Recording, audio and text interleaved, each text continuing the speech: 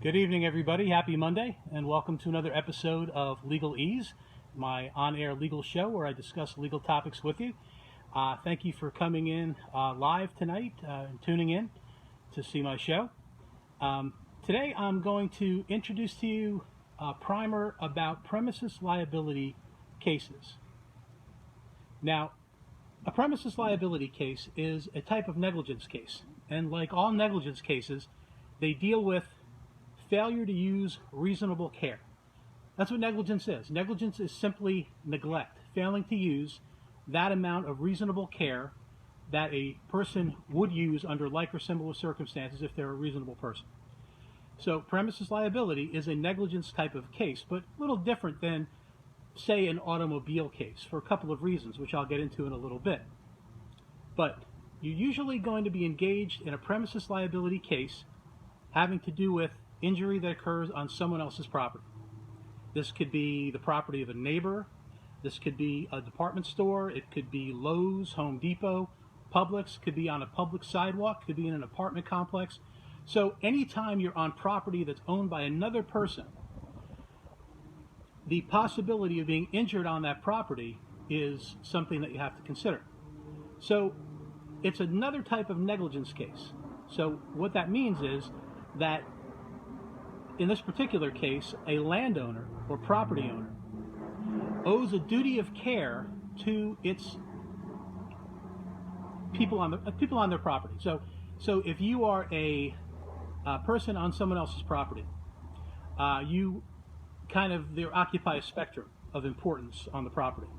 It's funny, as I look at this video, I'm very, very happy, by the way, that I will be getting my haircut this week. I've been looking forward to it. I'm very excited, and as you could probably tell, it's about time for that. So, looking forward to that. But back to what we're talking about. So, somebody is on land, someone else's land, and they can occupy a spectrum of importance. So, usually the most important person to occupy someone else's premises is something we call a business invitee. A business invitee is somebody that's been invited onto the premises through advertising or word of mouth or whatever media to come and patronize a retail establishment or go to a restaurant or a club.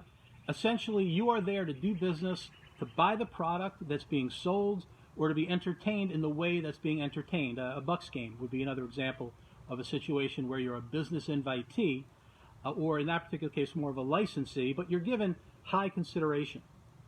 Now, the lowest form of consideration, as far as people on the land is concerned, is a trespasser. So, as you're aware, a trespasser is somebody that doesn't, or not supposed to be on the land. They're there, they're not allowed to be, and they take certain risks in doing that. But whether it's a business invitee or whether it's a trespasser, they are owed a duty of care. So that landowner has a duty or responsibility to act reasonably in the care of their land. So how does that play out?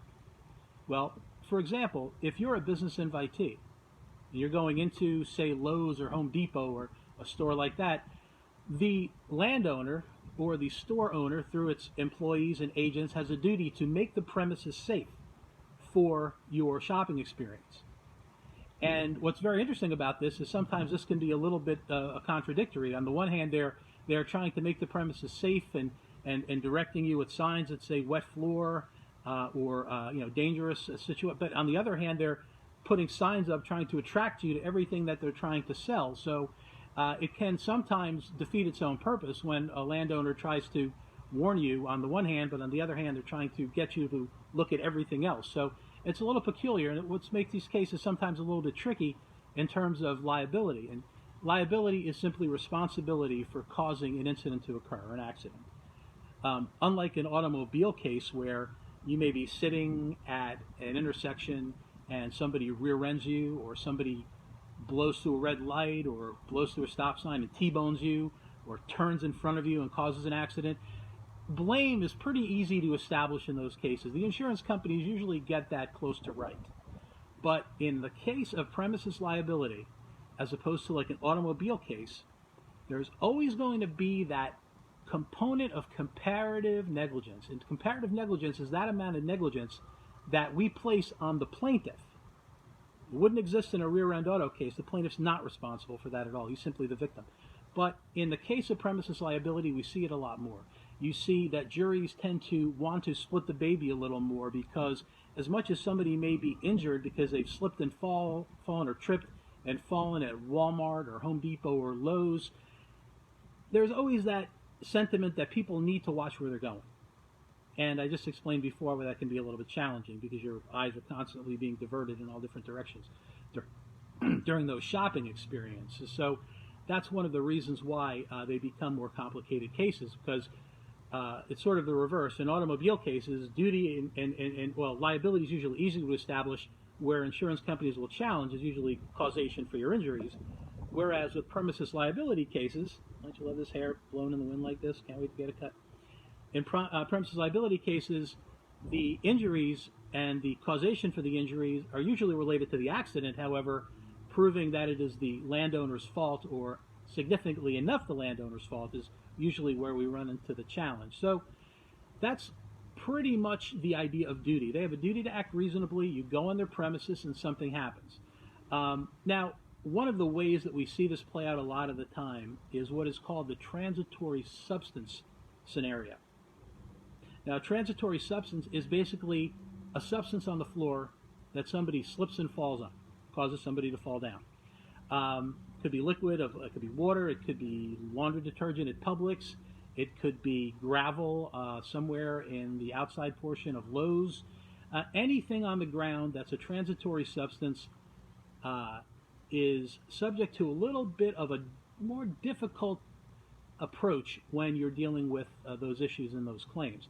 For instance, it used to be back in the old days that if you were to slip and fall, say, in a department store or in Publix, I slipped and fell on soap, you then make the accusation to the landowner that I slipped and fell on soap that was on the floor and you were therefore behaving unreasonably. And before 2010, that was the way these cases were approached. And once the plaintiff makes the accusation against the defendant that they behaved unreasonably, the burden is now on the defendant to show that no, in fact, they behaved reasonably under the circumstances. But 2010 rolls around and there is a change in the law. Suddenly, after that year, in cases involving transitory substances, you can't just simply allege that somebody has acted unreasonably simply because you say slipped on soap or something or water. You now have the burden to show that they were unreasonable. They don't have to show that they were reasonable. Once you introduce evidence to suggest that they were unreasonable, then the burden shifts to them to rebut that evidence. But you see that extra step is involved, and you also have to establish they knew or should have known of the danger, which was a large argument a long time ago between whether that was a procedural or substantive issue, which led to a lot of different issues which are a little beyond the scope of what I'm going to talk about, or what I'm talking about today. So you have your case where you go into a department store and you're hurt there. An example of one of those cases, I had a lady that was hurt in one of the home improvement stores, Lowe's, Home Depot, I won't say which one, but this lady had purchased and had cut some lumber. So she had one of those long metal carts with the bars on them and had the lumber stacked in the bars, and she pushed it to the register, and the very helpful, very nice young man at the register called another nice young man over and asked that he help this lady bring her lumber out to her car for her. She had her truck parked outside all ready to pick it up. And this young man pushed the cart, and the lady was walking a couple feet behind him. And unfortunately, he didn't observe that that wood was sticking up so high that it would catch the door jamb of the contractor's entrance at the store. And we watched in horror on video, we had to capture it on video, that the piece of wood was then knocked backward and started falling down and caught my client square on the forehead, knocking her to the ground. Now, that is very unfortunate, and she was injured very badly. But what's an interesting situation in that case is that's one of the few times in a premises liability case where you really can't blame the plaintiff, because it wasn't like she wasn't looking where she was going. So sometimes duty's a little, or I should say liability is a little bit more easy to establish in those cases. Thanks, DJ. I said, dear God, if I ever need a lawyer, you'll hear from me. Well, hopefully you will not. And, but you realize if you do or ever have questions, you can always call me. My advice is free. But anyway, okay, so she gets conked by the piece of wood. very, very clear that liability is not something that's really her fault. But this could be different. This could be a situation where somebody comes in from the rain into, say, Home Depot, and they know it's raining out. They know the floors are probably wet inside the Home Depot, and they walk inside the Home Depot and they're not paying attention, or they are paying attention and they slip and they fall. Sometimes a slip can occur because a person isn't paying proper attention. On the other hand, a slip and fall can occur because the floor itself, under any circumstance, whether wet or dry, is simply too slippery. And we hire experts to go out, and they have a special little machine that they use, a kind of little donkey kick. They spray the floor with solvents, and it checks to see how slip resistant the floor is, how the level of slip differential on the floor.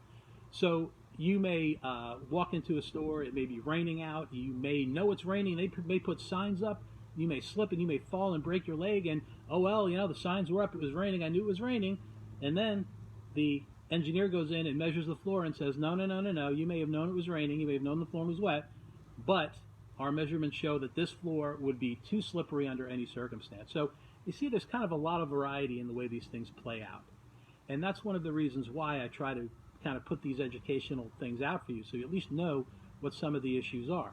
So you find yourself on someone else's premises, you are required to use reasonable care as a plaintiff. Just because something bad happens to you doesn't mean it's the other side's fault. Florida, fortunately, is a jurisdiction where a plaintiff can bring a claim if they're not at fault, if they're 25%, 50%, 75%, and theoretically even 99% at fault. You can still technically recover 1%. Don't know that that would be much, and that you'd really recover in that case much. But you can at least bring the case. In many cases in other states, if you're a plaintiff and you are more than 50% liable, then you are out of luck. Fortunately, Florida is not one of those states. So if you find that you or somebody that you care about has been injured on someone else's premises, please call me at 727-656-7852. I'll get into greater detail, can discuss your case with you, and we can have a better understanding of what your likelihood of recovering is, what the strengths of your case and what the weaknesses of your case could be. So, God forbid this happens to anybody. And just because I hand my business card out doesn't mean I want something bad to happen to people. The fact of the matter is, this stuff happens, and I'm just there to try to make it easier on them so people won't become a victim of the system 2 times. But you find yourself in that situation. You've slipped and fallen on premises, you've tripped on a sidewalk, a piece of merchandise has fallen on you, somebody else in the store has caused something to happen to you. You need to keep your head if you're able to. Establish whether or not you feel okay to move around, and but a couple of things you want to make sure of. First of all, in a department store, make sure the manager does a report. Make sure you get the names of anybody that was watching. Because while these people are around and helping you, and oh yeah, I'll be around, they disappear. And a lot of the time, these department store managers, and I'm not saying they're nice people, but they've got pressure on them not to follow up too much with these cases. In fact, many premises liability cases that I've brought over the years were brought by people that while they were injured, they may have considered letting it go. But the fact that the store did not follow up, didn't care how they were, wouldn't agree to pay their medical bills, just pushed them over the edge and made them want to go forward. Of course, I wouldn't have taken the case on if it didn't have merit, so we're always looking for there to be a good case for liability and a good case for damage. But if you find yourself in that situation, take photographs, observe the scene, find out who the people are that observed the accident or the incident, get their names, make sure that the department store or Lowe's or Publix, make sure the manager does a thorough report, and try to get a copy of that report if you can. And DJ, right now I just practice in Florida.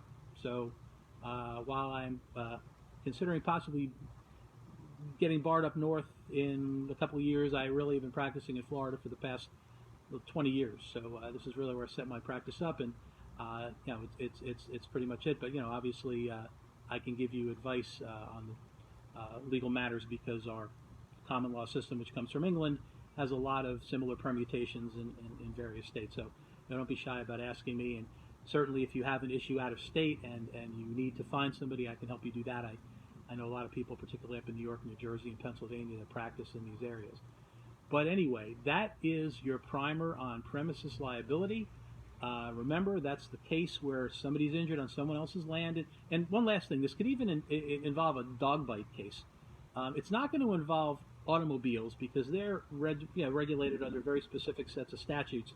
And automobile injury law is very, very statutorily regulated. It's very much on the books. Whereas premises liability, those laws come from our common law system, which we had inherited from England, where cases change and law is made as cases are decided. Now, there are some statutes that apply to premises cases. For instance, the transitory substance statute that changed in 2010 and placed the duty of reasonableness on proving reasonableness on the plaintiff, or the duty of proving unreasonableness on the plaintiff. But largely, it's a little more wishy-washy because it is you're welcome, Dick. It is a common law cause of action for premises liability. So I hope that that was helpful. And please, folks, if you have questions or need further information, you can call me at area code 727-656-7852. You can call me on my cell. I will talk to you on my cell. It's really my cell, not just the cell phone I bought so that my company can have a cell phone. No, I will talk to you directly on my cell, try to make myself available to my clients and people that need information. Or you can email me at chris@cdbinjurylaw.com. And folks, thank you very much again for your time. And please be careful out there and be well. And God bless everybody. Have a great evening. Thank you.